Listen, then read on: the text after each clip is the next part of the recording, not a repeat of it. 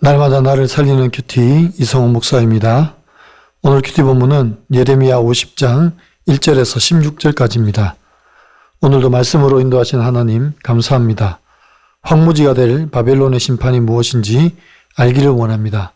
말씀해 주시옵소서. 듣겠습니다. 황무지가 될 바벨론은 첫째로 여호와의 심판입니다.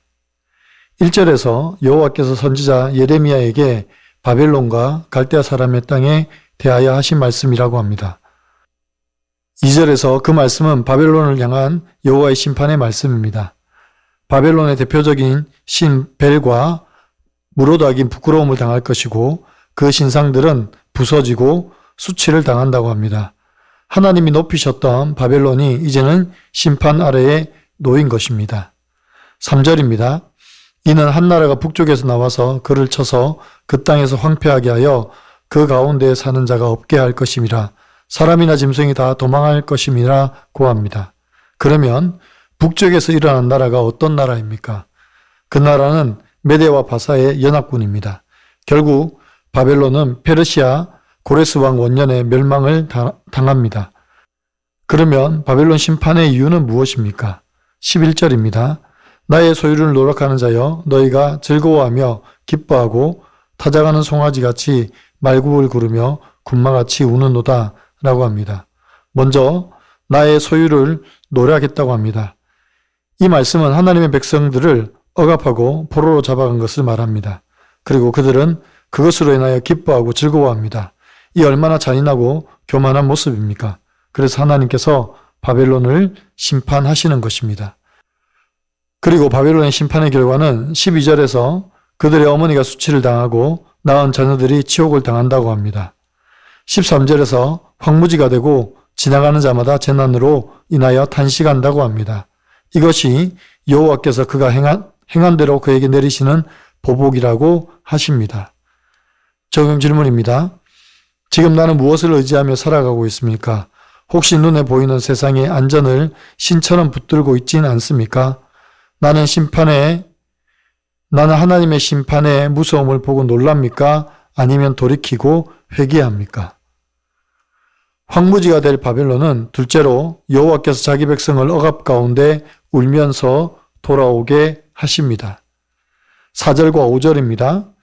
여호와의 말씀이니라 그날 그때에 이스라엘 자손이 돌아오며 유다 자손도 함께 돌아오되 그들이 울면서 그 길을 가며 그 하나님 여호와께 구할 것이며 그들이 그 얼굴을 시온으로 향하여 그 길을 물으며 말하기를 너희는 오라 잊을 수 없는 영원한 언약으로 여호와와 연합하라 하리라고 합니다.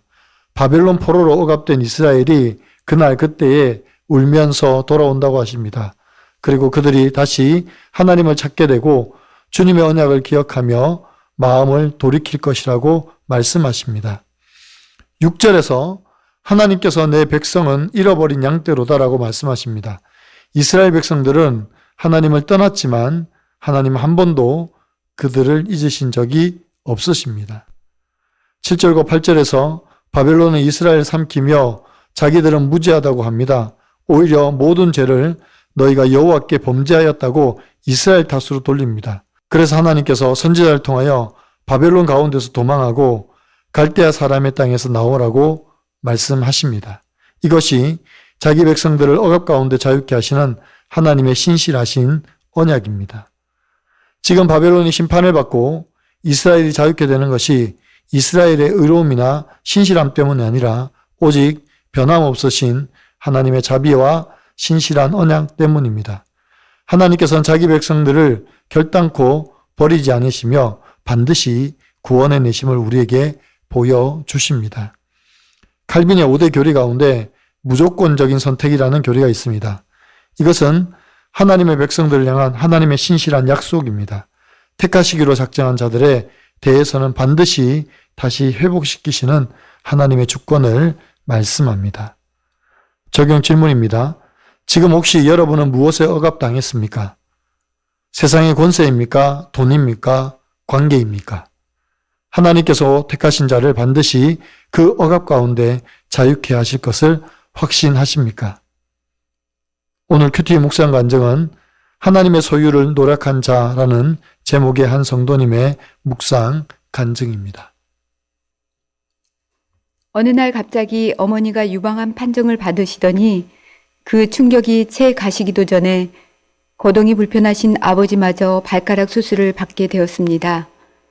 평소 아버지를 돌보시던 어머니는 편찮은 몸을 이끌고 병원에 오가셔야 했고 아버지 수술 후 간호까지 하셔야 했습니다.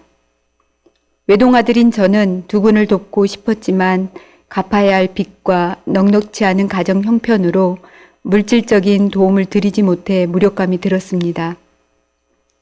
왜 이런 상황이 놓였는지 말씀을 깊이 묵상하다가 저의 두 가지 잘못을 보게 되었습니다. 하나는 신혼 때 혼수 문제로 시작된 아내와 어머니 사이의 갈등을 방치했던 것이고, 다른 하나는 물질적 어려움을 핑계로 하나님의 것을 도둑질한 것입니다. 그런 저를 하나님은 오늘 큐티 말씀으로 나의 소유를 노력하는 자라고 하시며 제 믿음을 돌아보게 하십니다. 그동안 저는 세상 가치관으로 살아왔습니다. 빛에 쪼들려 헌금 생활은커녕 주일 성수조차 힘들어했고 옳고 그름의 잣대로 아내와 어머니의 관계를 재단하며 정죄하기만 했습니다. 여호와께 범죄한 바벨론처럼 저 역시 교만하여 가족 때문에 돈이 안 모이고 마음이 불편하다며 구원을 위해 묶어주신 가족을 오히려 방해물로 여겼습니다. 하지만 이번 부모님의 질병 고난으로 삶과 죽음은 모두 주의 것이며 주님이 제게 가장 귀한 선물로 가족을 주셨음을 깨닫게 되었습니다. 앞으로는 모든 것이 여호와의 소유임을 고백하며 물질의 노예가 아닌 하나님의 자녀로서 가정이 화평하도록 헌신하는 남편이자 아들이 되겠습니다. 바벨론의 우상이 수치를 당하며 부스러진 것처럼 저의 욕심과 교만을 무너뜨려 주신 주께 감사드립니다. 저의 적용은 매 주일 헌금을 구별하여 하나님께 드리겠습니다. 매주 부모님께 전화를 드려 안부를 여쭙겠습니다. 입니다. 사랑하는 성도 여러분, 오늘 하나님께서 예레미야 선지자를 통하여 바벨론 심판의 메시지를 전하셨습니다. 강력한 군사력과 힘을 자랑했던 바벨론도 하나님 앞에서 무너질 수밖에 없었습니다. 그 이유는 하나님의 백성들을 노력하고 억압했으며 자기를 자랑으로 삼았던 교만 때문입니다. 또 이와는 반대로 하나님께서 약속하신 자기 백성들을 바벨론의 억압과 포로에서 돌아오게 하십니다. 그들의 의로움 때문이 아니라 하나님의 자비와 신실한 언약 때문입니다. 이렇듯 하나님께서 사랑하시는 자기 백성들은 반드시 세상 가운데서도 환난과 핍박 가운데서도 건져내십니다. 그 이유와 근거는 오직 우리를 사랑하셔서 십자가에서 피 흘려 죽으신 예수 그리스도 때문입니다. 우리가 그 크신 은혜와 사랑 때문에 다시 회복되고 돌아온 것입니다. 그리고 지금 이 자리에 서 있는 것입니다. 그리고 성도로 살아가고 있습니다. 이 사실을 늘 기억하면서 감사하며 오늘 하루를 살아내시는 저와 여러분이 되기를 소망합니다. 기도드립니다. 사랑하는 주님, 우리 앞에 바벨론이라는 큰 장벽이 놓여 있습니다. 물질 앞에서 우적거리며 권력 앞에서 어쩔 줄 몰라 하며 살아가는 저희들의 모습입니다.